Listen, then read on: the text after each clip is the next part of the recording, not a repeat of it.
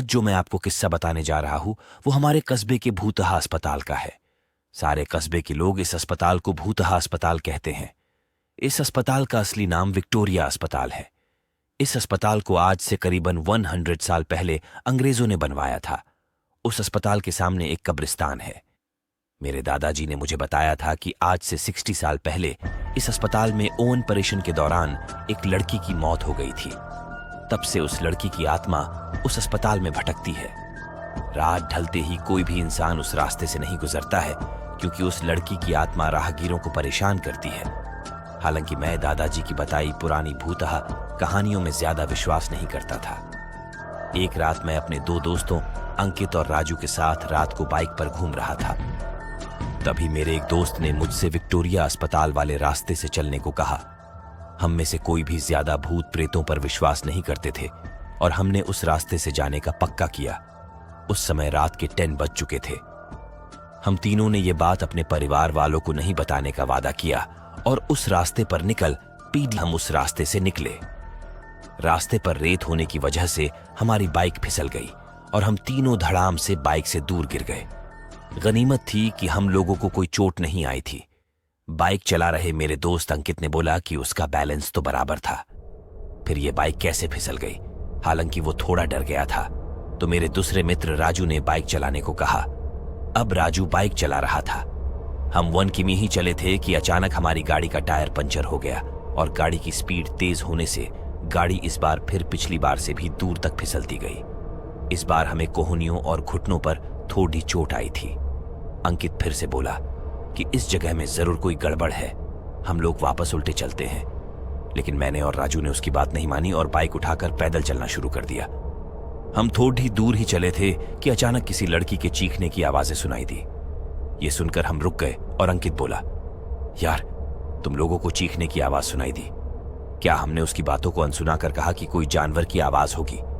5 minute चलने के बाद फिर वही चीख फिर से सुनाई दी। इस बार तो हम दोनों को भी थोड़ा डर लगने लगा। हम तीनों ने वापस चलने के बारे में सोचा, लेकिन हम रास्ते के बीच में आ गए थे। पीछे चलने में 3 किमी और आगे चलने में 2 किमी और बाकी थे। हम लोगों ने आगे जाने का सोचा। थोड़ा आगे चलने पर हमें बरगद के पेड़ डट के नीचे एक औरत दिखाई दी। इतनी रात को अकेली औरत को देखकर हमारे तो रोंगटे खड़े हो गए थे। हम लोगों ने पीछे मुड़ने का सोचा। तभी वो बूढ़ी औरत चिल्लाई, बेटा रुको, मुझे हाईवे तक का रास्ता बता दो।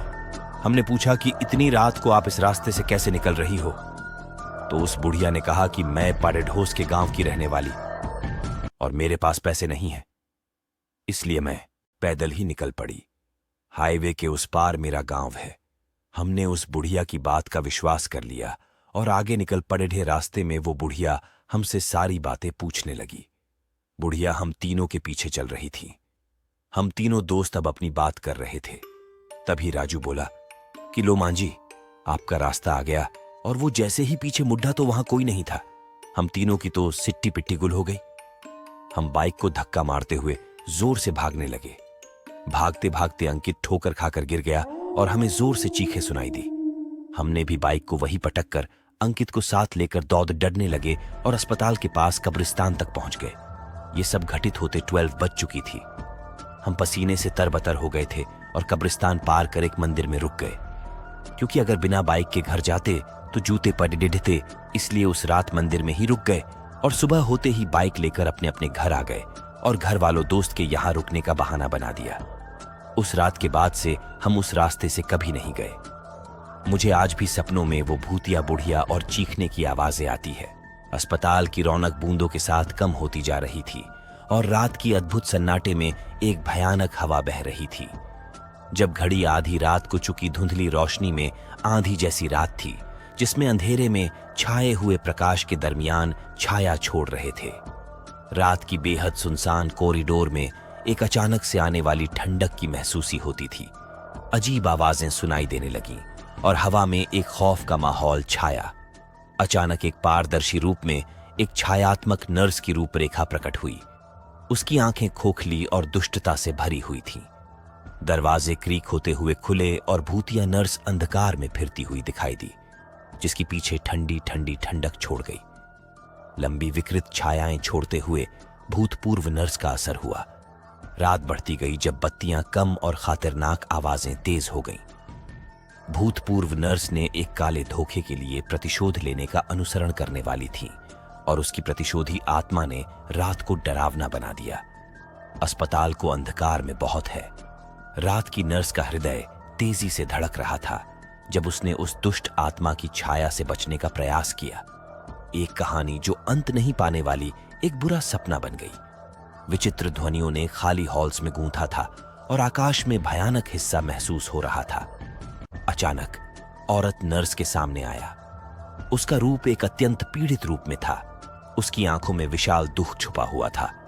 दरवाजे चीरते हुए भूतपूर्व औरत नर्स भूतों के साथ रात भर के बदले की तलाश में थी और उसकी आत्मा ने अपने दुख भरे पूर्व का परिचय करवाया। वह दिखाई दे रही थी कि उसका दुख और बेईमानी की वजह से है और उसकी रूह उसे विशेष प्रतिशोध का अनुभव करा रही थी। अस्पताल की वातावरण में रौंगत भूतपूर्व औरत नर्स के बचाव के प्रयासों के बावजूद रात बढ़ती गई और अजीब घटनाएं विकसित होती गईं। रात की आधी में भूतिया नर्स ने नर्स को एक सत्यापन दिखाया। उसका पुनर्जीवन कार्य धीरे धीरे भूतिया नर्स का रूप स्वयं को शांति की ओर मोड़ लिया और रात का अंत हुआ। अस्पताल की रौनक वापस आई, परंतु रात की वह डरावनी कहानी हमेशा याद रहेगी। उस रात की जब भूतिया नर्स ने अपने दुखों की राह ढूंढी और शांति पाली। अंधकार छाने वाली रात के बीच एक अस्पताल में एक भयानक हत्या हुई। शैतानी छाया छंटी जा रही थी जिनका कोई नहीं था पता। मध्य रात्रि के समय रहस्यमय हत्या की कहानी उभरती गई जिससे लोगों को भय और उत्सुकता हुई। चांदनी की कमी में अस्पताल में एक डरावने राज की छाया बनी रह गई। डॉक्टर ने धीरे से दरवाजे को खोला और उसके सामने एक अद्भुत नजर आई। एक मृत प्राणी के साथ जिसका चेहरा अजीब रूप से मुस्कान कर रहा था। वह बर्फ से ढंके हुए थे जैसे कोई रहस्यमय रियलिटी में हो। एक अनदेखी शक्ति ने डॉक्टर को घेरा और एक आवाज बोली, तुम्हारी रात्रि अभी खत्म नहीं हुई है। डॉक्टर, यह एक अंधविशेष की नकल नहीं है बल्कि मैं इस अस्पताल के रहस्यों का एक हिस्सा हूं।